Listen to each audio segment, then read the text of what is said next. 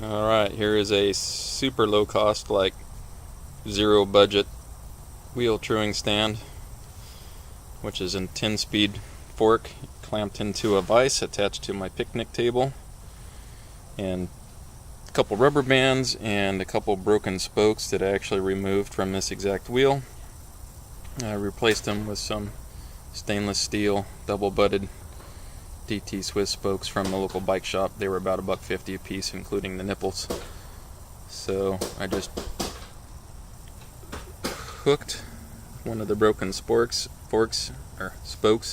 into the rubber band up against the fork, which acts like a fulcrum, and then the J part rubs against that side of the rim, and the long end is over here floating above this old container of nuts that I'm just using as a visual indicator to check the run out. And it's a wheel I'm going to put on my 1967 Raleigh Superbe. It's a 50-year-old bike, so by no means do I expect it to be perfect, but after about an hour of messing with it, I got it pretty good. Certainly rideable anyway. So you can see there's the run out. Again, it's got some wows in it. I think this wheel probably had some curb damage in its past life, so it's not going to ever be perfect, but like for now, it's good enough.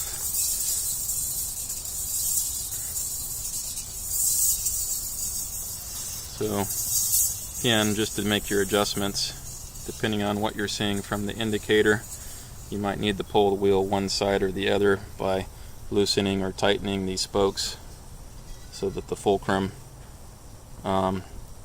gives you an indication of it being more centered. And I've been using a screwdriver on the exposed ends of the nipples here. You can just get better leverage to get more torsion on there. The spoke wrench, although it does work, it tends to want to round off the spoke nipples if you're doing a lot of adjusting, which this wheel needed. But either one will work. But again, the screwdriver worked best for me. So that's it.